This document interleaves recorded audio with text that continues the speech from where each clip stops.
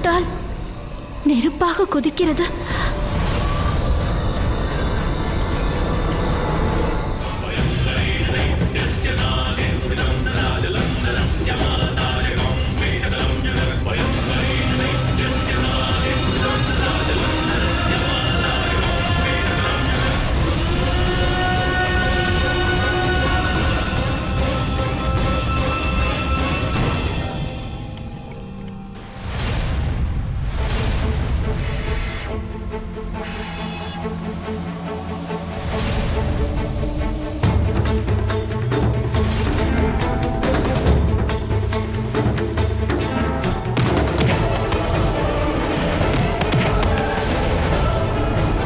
அந்த சக்தியை என்னால் உணர முடிகிறது.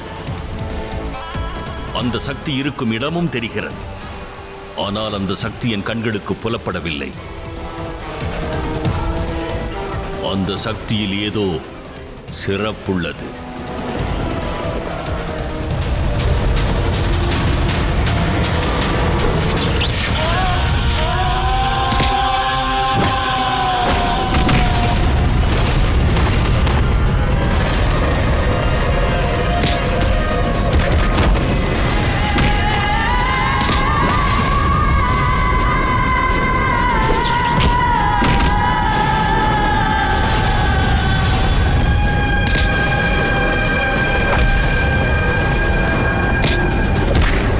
தேவேந்திரா, நாங்கள் ஜலந்தருடனான இந்த யுத்தத்தில் எப்படியும் வெற்றி பெறப் போவதில்லை.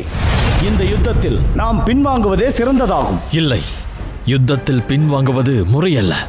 ஜலந்தர் இந்த யுத்தத்தில் வென்றுவிட்டால் இப்பிரபஞ்சத்தை அவன் முழுமையாக அழித்து விடுவான். ஆனால் அதற்கு முன்பு என் சிம்மாசனத்தை பறித்து விடுவான். நானும் இந்த யுத்தத்தில் பங்கு பெற்றாக வேண்டும்.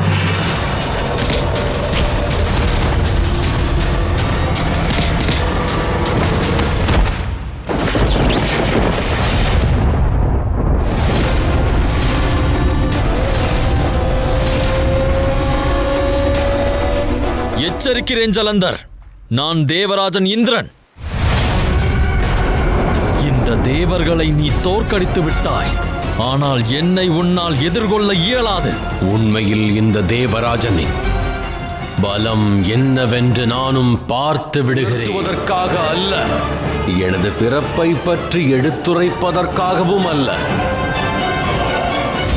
கூறுங்கள் மகாதேவா, உண்மை காரணத்தை எடுத்துரையுங்கள் மகாதேவா. நிச்சயமாக மற்றவரின் அழிவே உனது தோற்றத்திற்கான காரணமும் ஆகும். ஆனால் அந்த தோற்றம், அந்த அழிவு என்பது ஒருவருடைய வாழ்க்கை பயணத்தில் நல் வழியை வகுக்காது. எனினும் நான் ஒன்றை உனக்கு உணர்த்தவே வந்துள்ளேன். ஒருவனது கர்மம்தான் அவனது வாழ்க்கையை தீர்மானிக்குமே தவிர பிறப்பு அல்ல. இனி உன் முடிவானது உன் கையில். உனது வாழ்க்கை பயணத்தை நகர்த்திச் செல்ல நீ எம்மார்க்கம் வேண்டுமானாலும் தேர்வு செய்யலாம். எனக்கு நல்வழி காட்டுவதற்கு எவரும் அவசியம் இல்லை மகாதேவா. ஜலந்தர்,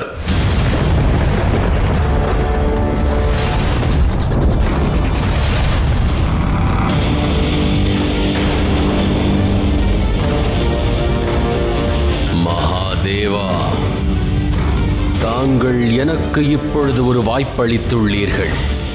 இப்பொழுது நான் தங்களின் கோபாக்னியிலிருந்து வெளிப்பட்ட சமுத்திர தேவரின் புதல்வன் ஜலந்தர் தங்களுக்கு ஒரு வாய்ப்பளிக்கின்றேன்.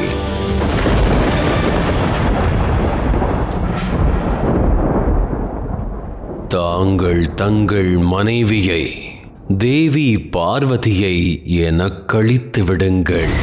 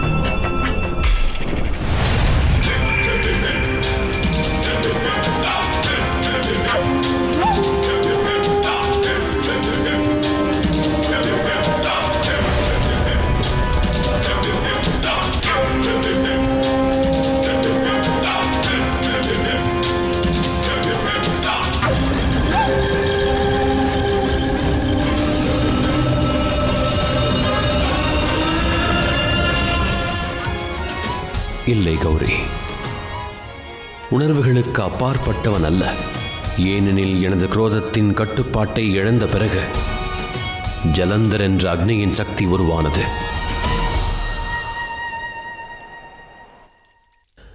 ஆனால் நான் ஒன்றறிவேன்.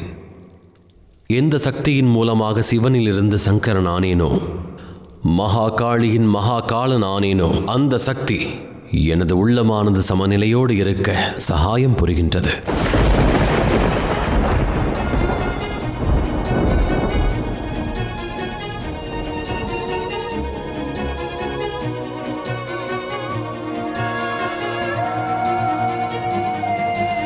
இந்த முழுமையான பயணம் இந்த வில்வ இலையின் மூலமாகவே துவங்கியது. இதன் மூலமாகவே நீ என்னை அடைந்தாய் கௌரி. அதே போன்றுதான் நானும் உன்னை அடைந்தேன்.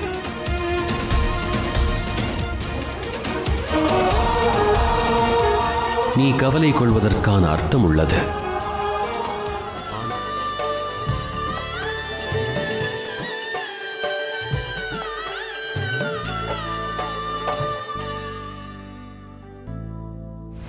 பாருங்கள் மகாதேவா, பாருங்கள். தாங்கள் முக்காலமும் அறிந்தவர் அல்லவா? எனவே நடைபெறும் இந்த நிகழ்வை காணுங்கள். தாங்கள் இந்த அக்னியை ஒரு நாள் சமுத்திரத்தில் கலந்து விட்டீர்கள்.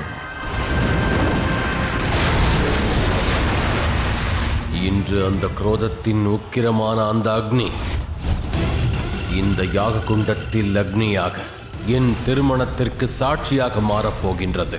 விருந்தாவிடன் நான் புரியும் திருமணம் நடைபெற்ற பிறகு அவள் பெற்ற வரத்தினால் நான் நிரந்தரமாக பயமற்றவனாகி விடுவேன். நான் பதிவிரதையாக இருக்கும் வரை எந்த சக்தியாலும் என் கணவனுக்கு எதுவும் ஆகக்கூடாது. அதன் பிறகு தாங்கள் என்ன இப்பிரபஞ்சத்தில் உள்ள எவரும் சமுத்திரத்தில் உருவான அனைத்து பொருட்களின் மீதும் ஜலந்தருக்கு நிச்சயமாக உரிமை உள்ளது. ஆனால் தங்கள் மீது அவனுக்கு எந்த உரிமையும் இல்லை.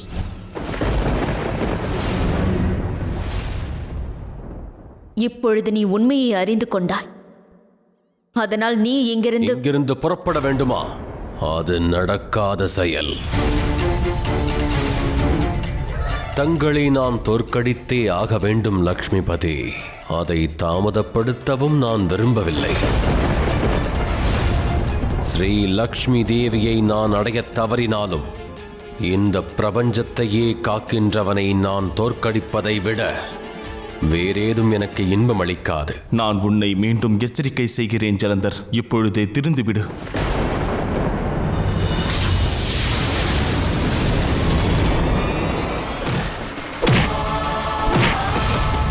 இந்த தாக்குதல் உனது சுயநலத்திற்காக, புனிதமான ஒரு பெண்ணை மணமுடித்ததற்காக,